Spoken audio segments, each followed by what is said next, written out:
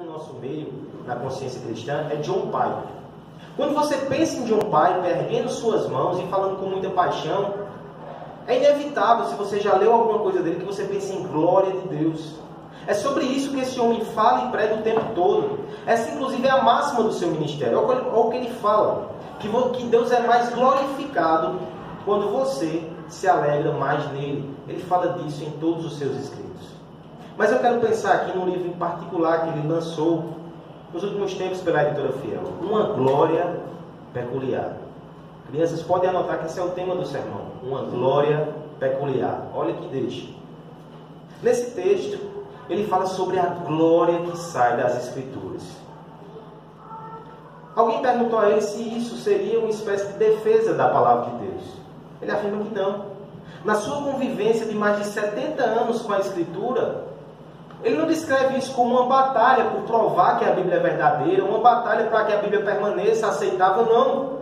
Ele diz que nesses 70 anos o que aconteceu foi que ele se encantou cada vez mais com a sua beleza e com a sua glória.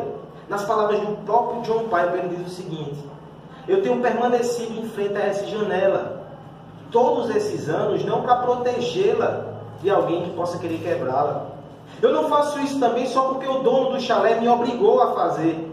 Eu faço isso porque através dessa janela eu vejo as montanhas, eu vejo os Alpes, eu vejo as cenas lindas que a Escritura traz ao meu coração. Eu sou cativado pela glória de Deus revelada na Escritura. Isso é uma boa pergunta para nós. Você percebe a glória de Deus na Escritura? Ou de outra forma, onde é que você enxerga a glória de Deus? Será que foi no pôr do sol, numa praia, na última viagem que você fez, não sei se foi em janeiro ou alguns janeiros atrás? Onde é que você enxerga a glória de Deus? Será que é numa montanha que você subiu? Foi no Chile? Ou foi lá em Queimadas, que tem umas pedras altas? Não sei. Onde é que você viu a glória de Deus? Você vê a glória de Deus o quê? No sorriso do seu filho? Você vê a glória de Deus, a última vez que você viu foi quando sua esposa toda linda apareceu na igreja. Glória! É interessante que a Bíblia fala que a glória de Deus está espalhada na criação. Salmo 19, nós lemos isso aqui no culto. Mas a Cássio bem colocou que na segunda parte, 19, o salmista vai falar sobre a glória de Deus na Escritura. Você não precisa viajar. Você não precisa sair no meio da rua. Você pode estar sozinho, num quarto escuro, com a luz desligada, a luz de velas, faltou energia. Você abre a palavra de Deus e ali tem glória para encher o quarto de luz, para encher o seu coração de paixão. A Escritura é gloriosa.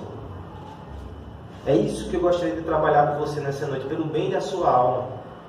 Porque nós faremos uma viagem nas próximas semanas, possivelmente 16 semanas trabalhando no livro de Efésios. E eu quero lhe contagiar com a expectativa maravilhosa de dizer: meu Deus, eu vou passar versículo a versículo na palavra de Deus, entendendo a glória dessa Escritura. Talvez você não esteja tão entusiasmado com isso. Eu preciso lhe perguntar: como é que você enxerga essa palavra? O que está faltando para ela fazer seu coração palpitar? Será que você tem ela como um mero apetrecho religioso, como uma obrigação? Ou de fato é algo que mexe com o seu coração, que te alimenta, que te faz feliz, que te faz ficar fascinado? Seja qual for o problema que você está passando, uma coisa eu creio, que esses 2 versículos somente têm muita glória. E se você conseguir enxergar isso nessa noite com a ajuda do Espírito Santo, isso vai mudar a maneira com que você lê as Escrituras. Eu creio nisso. Eu creio nisso porque o Espírito está aqui e Ele é especialista em revelar a glória das Escrituras para o coração de pecadores como eu e como você. Olha como o plano é ousado. Ele vai fazer isso numa saudação. Como as saudações são ignoradas, eu quero que você lembre a última vez que você pegou a Bíblia e foi ler uma carta e de repente você disse: não, isso aqui a gente passa rápido. Saudação é algo que a gente pula, é uma formalidade, é um cabeçalho, vamos direto ao assunto, vamos direto ao finalmente. Não! A saudação da carta de Paulo é inspirada, é palavra de Deus, é poderosa e fala ao teu coração, revela glória, revela Jesus Cristo, revela Evangelho. É suficiente para alegrar o teu dia, é suficiente para te alimentar com muito entusiasmo durante essa semana. Veremos isso nessa pequena saudação, porque a partir dela eu quero observar com você como enxergar a excelência da palavra de Deus. Em primeiro lugar, nós vamos ver que enxergamos a excelência da palavra de Deus quando contemplamos o seu autor divino. Em segundo lugar, ainda no versículo 1, nós veremos que é possível enxergar a excelência da palavra de Deus quando nós notamos o privilégio que é o seu endereçamento. Deus escreveu para nós. E por fim, no versículo 2, nós iremos enxergar a glória de Deus nas Escrituras, experimentando os resultados que ela produz. Resultados únicos e impressionantes. O tema da nossa exposição, portanto, vai ser uma glória peculiar. Já dei a dica para as crianças. Como enxergar a excelência das Escrituras. Como perceber a beleza das Escrituras. Em primeiro lugar, o texto vai nos mostrar que nós fazemos isso ao contemplar seu autor divino. É interessante que as coisas que escrevemos têm vida própria. Talvez foi um bilhetinho que você escreveu na escola e você passou para frente. Você não sabe onde ele vai parar. Ele cria braços, ele cria mão, ele sai se espalhando. Talvez é uma postagem no Facebook que você faz, alguém compartilha, aquilo sai rodando. Daqui a pouco você não sabe onde aquilo para. Os textos que escrevemos têm vida própria. Às vezes eles falam às pessoas que nem nos conhecem, mas nem por isso os autores não são importantes. Nós valorizamos os autores, é por isso que nós queremos dedicatórias. É por isso que nós compramos livros por causa do nome do autor. Quando a gente conhece a pessoa, sabe como ele é, a gente quer ver aquela obra. Portanto, é justo perguntar quem é o autor das Escrituras. Olha, a Escritura por si só já tem algumas belezas fantásticas. Só pegando o livro de Efésios, por exemplo. Um comentarista, William Hendricks, ele coletou algumas opiniões sobre essa carta e veja como o pessoal fala dela bem. Eu quero fazer isso para estimular o seu coração a enxergar a beleza desse texto. Ele diz assim: alguns dizem que essa é a mais divina composição do ser humano. O mais perto que o homem chegou de compor alguma coisa divina é a carta de Efésios. Outros dizem que ela é a essência da fé cristã. É o compêndio com maior autoridade e mais maduro daquilo que é ser igreja, daquilo que é fé cristã. Outro disse que esse livro é cheio de pensamentos e doutrinas sublimes e transcendentais. Deixa eu trazer um relato para você de uma pessoa mais próxima, Russell Shedd. Está com o Senhor, faleceu há 1 ano ou 2. Ele amava esse livro também. E olha o que ele dizia sobre esse livro. Ele dizia que era a rainha das epístolas de Paulo. Está lá Romanos, Filipenses, Coríntios, mas Efésios é a rainha. E não só isso. Aquele pastor antigo tão amado, ele dizia que é o mais sublime escrito humano. É a coisa mais linda que algum humano já escreveu, é a carta mais bela. Essa carta é tão magnífica, mas a gente se pergunta, e o autor dela? O que é que ele contribui com glória e com beleza? O texto começa dizendo assim: Paulo. É uma assinatura. Esse escrito tão belo foi lavrado pela pena de Paulo. Isso aqui já atribui valor à escritura. A carta de Efésios, ela tem um significado especial para aquela igreja e para nós, porque, em primeiro lugar, Paulo foi o pastor daquela igreja por 3 anos. Paulo plantou aquela igreja. Paulo conhece e ama aqueles irmãos. Paulo se despediu deles em Atos 20 com lágrimas nos olhos, porque sabia que não veria mais eles. Ele mesmo sem ver, ele mesmo preso, ele envia essa carta. Olha como essa carta tem um significado para aquela igreja. Mas não só para ela. Paulo era um intelectual. Poucos homens como ele, no seu tempo, dominaram lógica, retórica, filosofia e teologia. Mas Paulo não era só intelectual, não. Paulo era um homem de religião viva. Ele teve experiências que nenhum de nós aqui teve. Ele foi ao 3º céu e ele viu coisas que o Senhor proibiu que ele relatasse aos homens. Olha como esse homem tem bagagem. Uma coisa a mais, essa carta foi escrita depois de 30 anos de ministério de Paulo. Não é um jovem, não.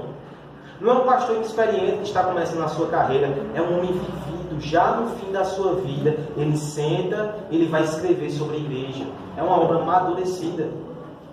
É uma obra também escrita na prisão. Tem um homem preso escrevendo isso. Isso está em pop, né? Cartas escritas na prisão geralmente viram livros e viram filmes. Isso chama a atenção. Todos esses motivos te mostram quem é o autor da carta.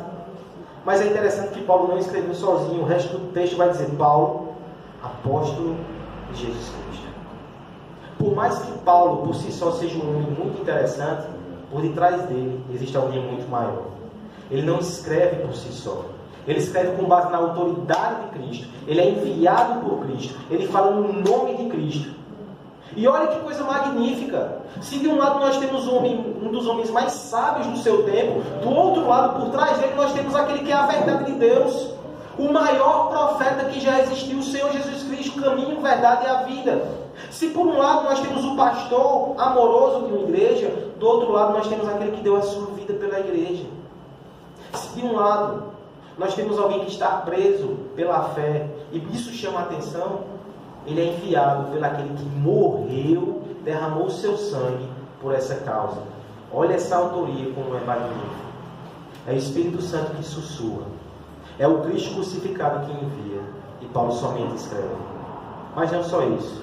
O texto ainda termina nos mostrando que além de Paulo, o Espírito, o Senhor Jesus, nós temos Deus, o Pai. Paulo, apóstolo de Cristo Jesus, por vontade de Deus, por trás das mãos trêmulas do apóstolo, cansado e idoso, estão as fortes mãos que criaram o universo. Por trás das palavras que ele despeja naquele papel, está o próprio Verbo de Deus, sob comando de Deus, trazendo vida, poder e glória através desse texto. Porque eu estou sendo enfático nisso. A Trindade está envolvida nessa carta que chegou na sua mão. Não bastasse ser um dos homens mais inteligentes e sábios do mundo, o próprio Deus escreveu, preparou esse texto para você.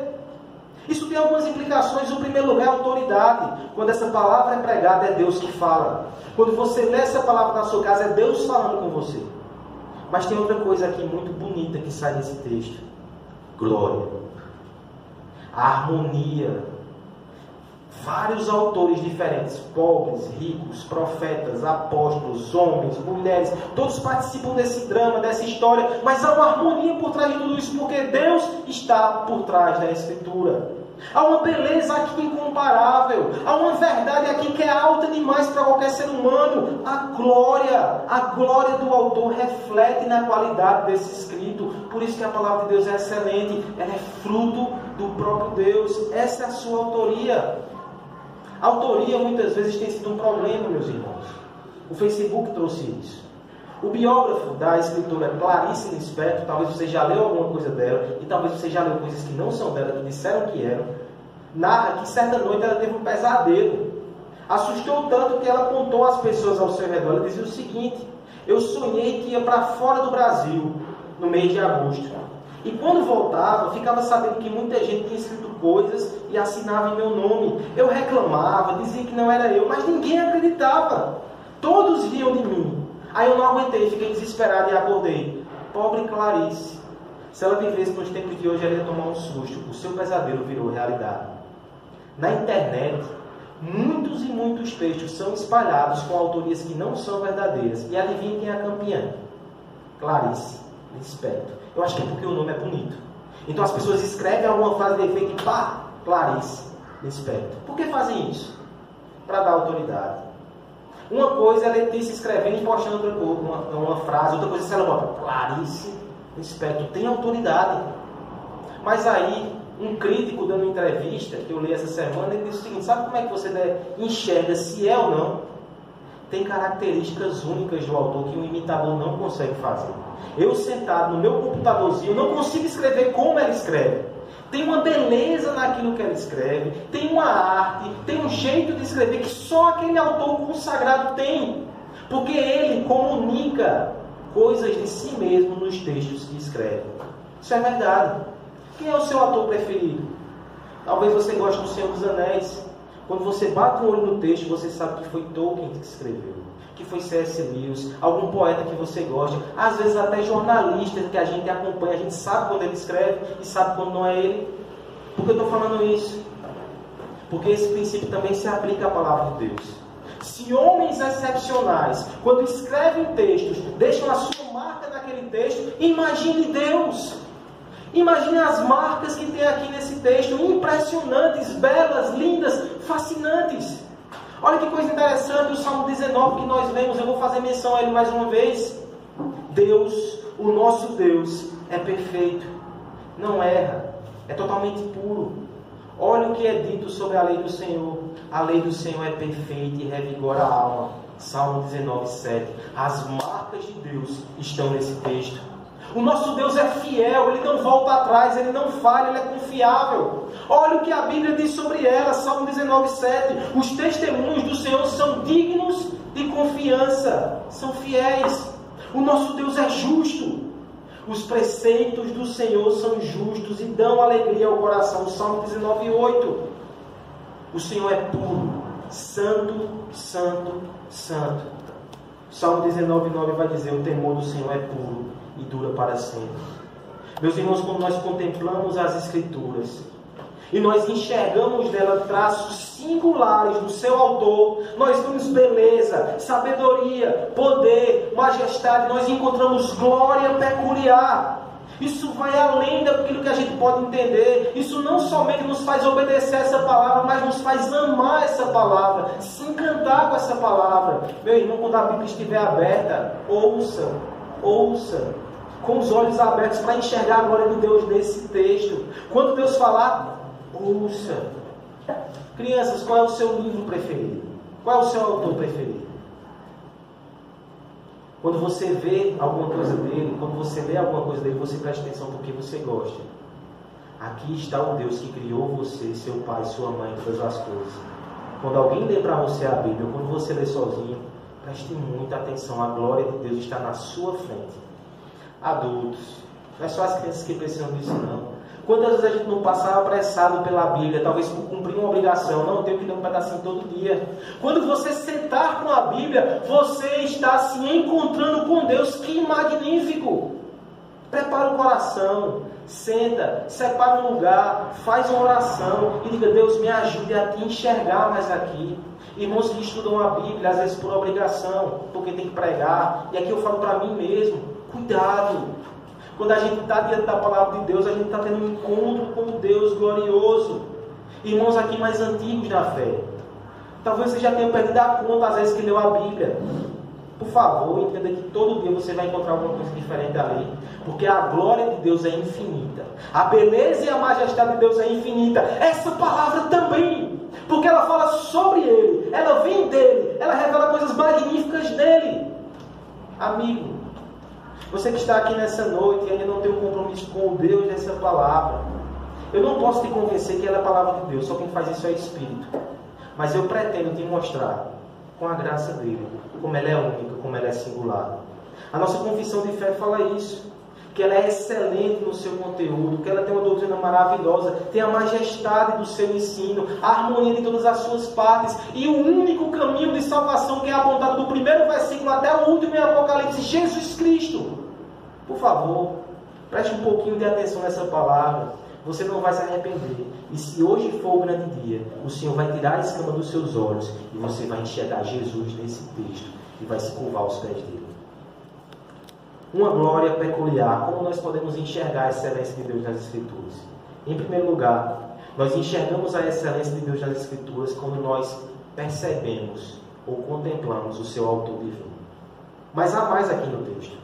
Nós também enxergamos a excelência das Escrituras quando nós notamos o privilégio do seu endereçamento. Sim, endereçamento é importante. Veja só, uma pessoa que quer organizar um grande evento beneficente aqui na cidade de Campina Grande, ela prepara tudo, ela organiza um grande banquete feito para impressionar, ela fala com colunistas sociais e prepara esses homens. Mas essa festa só vai ser um sucesso social se os convidados certos forem chamados, comparecerem e abrilhantarem o glamour daquela festa.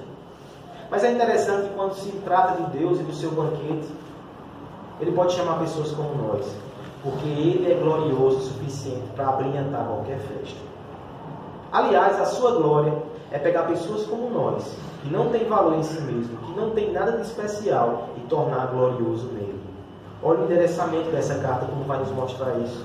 Em primeiro lugar, eu gostaria que você entendesse para quem Deus poderia ter enviado essa carta. A cidade de Éfeso é uma cidade singular. Primeiro, porque ela é considerada a capital da Ásia naquele período.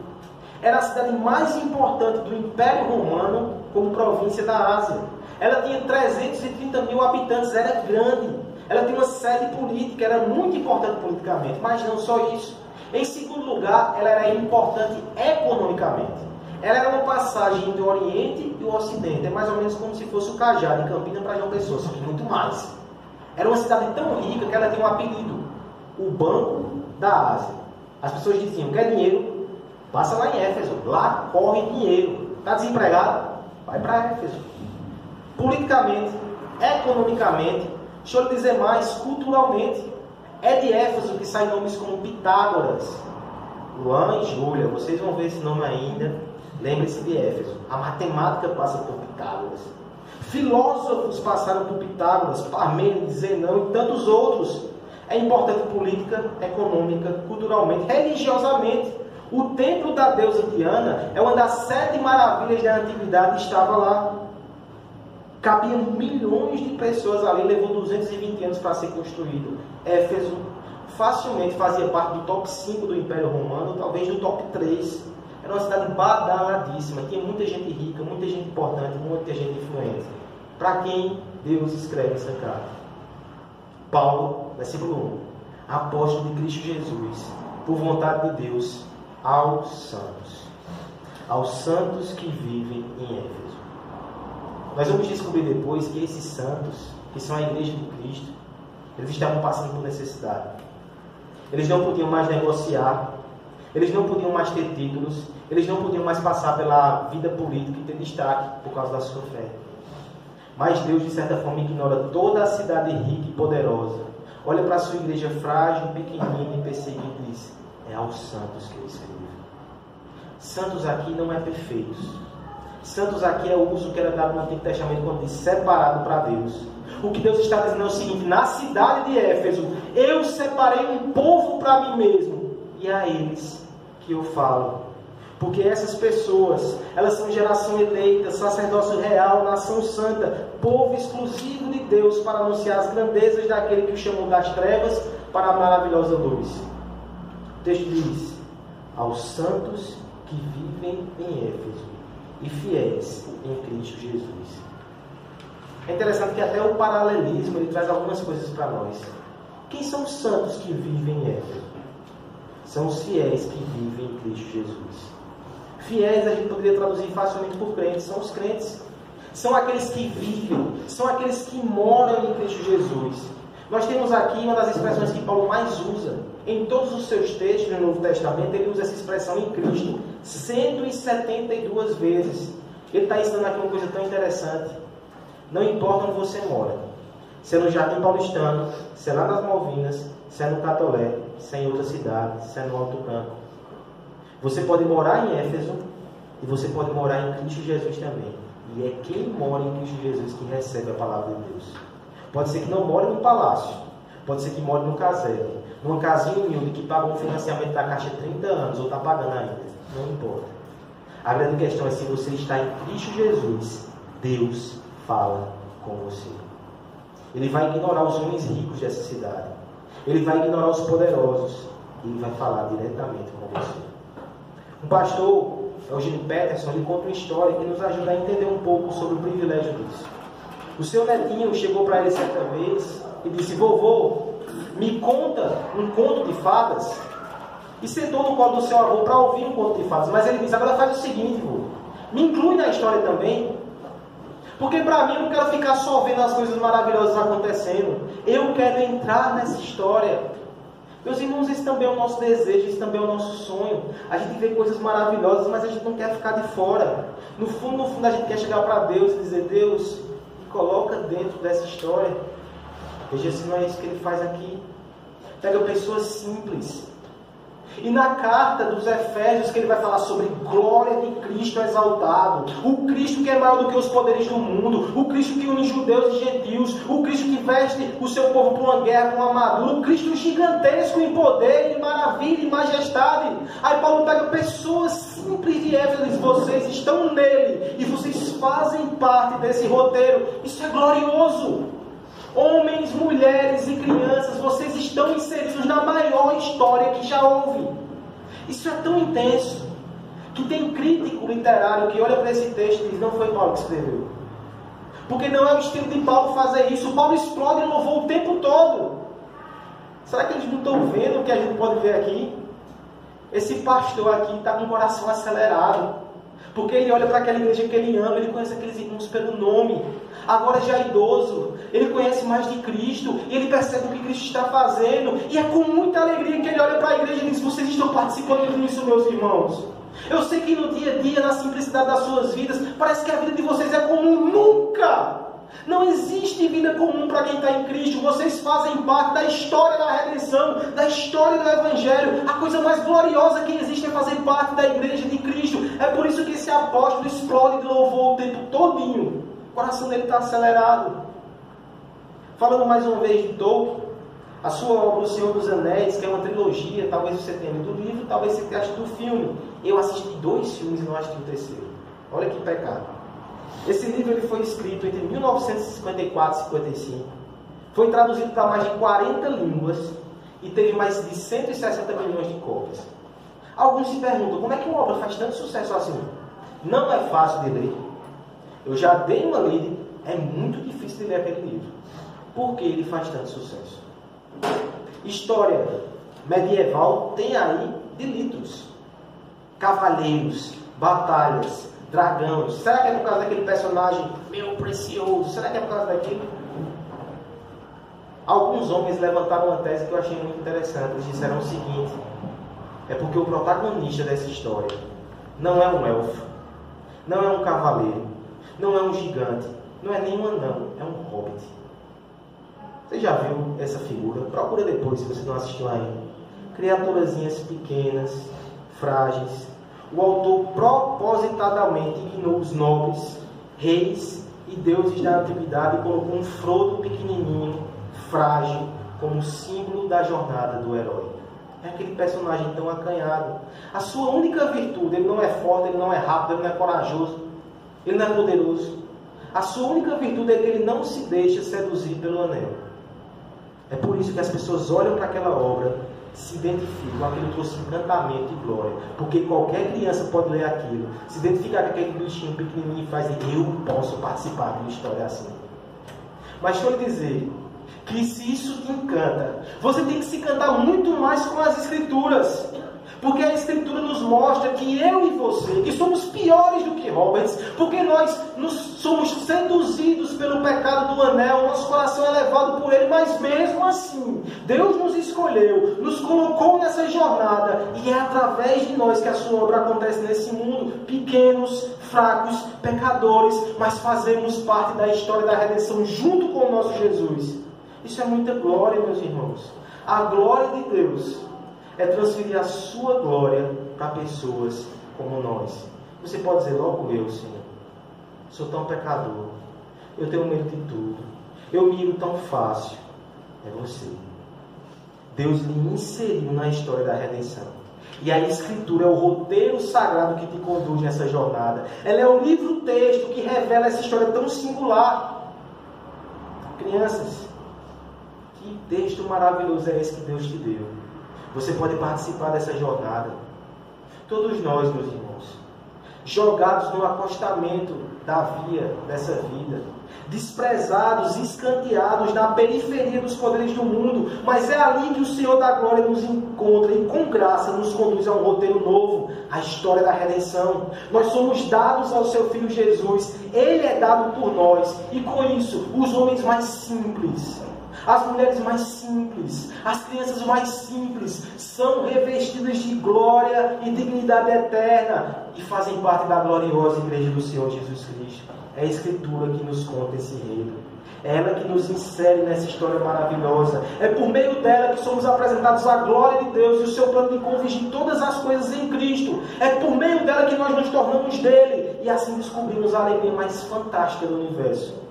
Há um caminho de glória para nós em Jesus Cristo. Julinha, Luan, sabe aqueles desenhos que você assiste, que tem uma história fabulosa, de heróis, e às vezes no seu coração você pensaria, poxa, eu queria que isso fosse verdade, eu queria participar disso. Deixa eu lhe dar uma boa notícia. Existe uma história mais gloriosa do que aquela, e você faz parte dela. O Senhor Jesus está derrotando todos os monstros desse mundo. E Ele vai reinar, Ele vai conquistar. E você está junto com Ele porque você é filho de Deus por causa dele. Isso é magnífico. Você tem que aperrear seus pais. Meu Deus, me conta mais disso. Eu quero saber dessa história tão magnífica. Meus irmãos, de aprender mais dessa palavra. Você tem que me cobrar isso. Eu estou lhe dando liberdade para fazer isso. Dizer, cadê a glória de Deus que eu não vi hoje, nessa noite, nesse texto?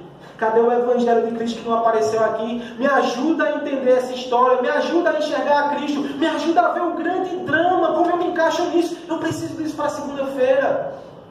John Owen, o pastor antigo, dizia o seguinte: as Escrituras indicam que o maior prazer que alguém vai ter no céu é ver a glória de Cristo. E vão entender a sabedoria de tudo quanto Deus fez para a salvação da sua igreja. Você pode provar o gostinho do céu hoje e aqui, ao entender um pouquinho mais de Cristo e a entender um pouquinho mais daquilo que Ele está fazendo na sua igreja. Você não pode aceitar nada menos do que isso na pregação. Me dê um pouco de Cristo, me dê um pouco do Evangelho, me ajude a entender a minha vida. Você que está aqui, que ainda não faz parte desse plano, acha que outros fazem, e você está meio alheio a isso, você está vivendo a sua vida. Por favor, não fica vendo a banda passar. Ah, minha família está indo, meus amigos estão indo, eu estou só vendo. Joga tudo e corre. Nada que você deixar para trás vai se comparar ao que você vai encontrar lá na frente. Ache o significado e o propósito da tua vida. A tua existência tem o quê? Mais 30, 40, 50 anos e depois? Por favor, Cristo está passando na sua frente com a eternidade. Se encante e corra e ache o seu lugar no plano de Deus, naquilo que Ele está fazendo na eternidade. Isso é maravilhoso, isso é glorioso. Isso está aqui nessa palavra. Uma glória peculiar. Como nós enxergamos a excelência das Escrituras? Em primeiro lugar, quando nós contemplamos o seu autor divino. Tudo que Deus é, Ele comunica um pouco disso na Escritura. Em segundo lugar, nós enxergamos essa excelência por causa do endereçamento, que é um privilégio. Deus escreveu para pecadores como nós e nos inseriu no grande plano de redenção. Em terceiro e último lugar, o versículo 2 vai nos mostrar que nós enxergamos a glória das Escrituras quando experimentamos os resultados que ela produz. Sabia que você já faz isso? Você julga o papel pelo conteúdo dele. Um folhetozinho da edital, nada contra, Letícia. Quando você recebe, talvez você amasse e joga. Mas quando é uma certidão de casamento, você não joga. Pode ser feito no mesmo papel. Aliás, as nossas certidões de nascimento são enceladas, amarelas, a gente plastifica, é feio. Por estética a gente jogaria fora, mas a gente guarda por causa do significado. É o papelzinho anunciando a tão sonhada aposentadoria. Amém, tio Leiston? Aquele papelzinho tem um significado tão especial. Nós julgamos os papéis pelo efeito que ele produz em nós. Eu gostaria de convidar que você fizesse isso também com a Escritura. Quais são os efeitos que a Escritura faz? Isso vai mostrar como ela é excelente e gloriosa. O versículo 2, ele tem uma saudação. Tem gente que vai passar por isso e vai dizer, é só uma convenção social. Saudação é saudação. Eu não posso fazer isso. Eu apanhei 2 anos no seminário com um professor de grego. Penei. Você sabe que essa foi a cadeira que eu tive mais dificuldade. E uma das coisas que ele dizia quase toda hora quando ele mexia numa carta, eu não posso esquecer, eu ouço a voz dele aqui no meu ouvido. Saudação do apóstolo Paulo está no modo oblativo. Não é só uma saudação, é uma oração. Expressa desejo íntimo do coração. Era desse jeito que ele dizia, eu decorei. Olha que informação importante.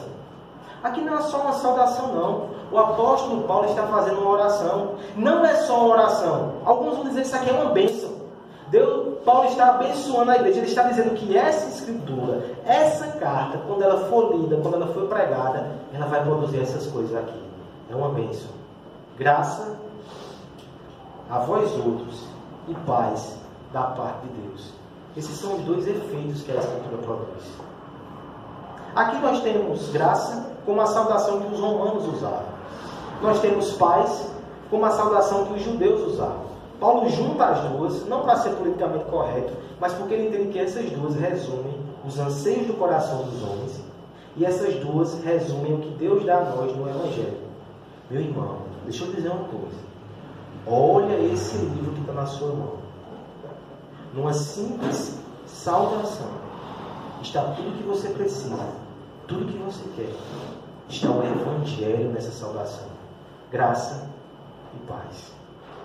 O que é a graça? É a bondade de Deus que é dada a pecadores que não merecem. É a graça que vem até nós. É a graça que nos acolhe. É a graça que faz com que Deus seja o nosso Pai. E a consequência disso é a paz com Deus. O homem que recebe graça, sendo a graça a fonte, ele tem como resultado a paz. Um autor do passado disse que essa paz é o sorriso de Deus que se faz presente no coração dos remidos.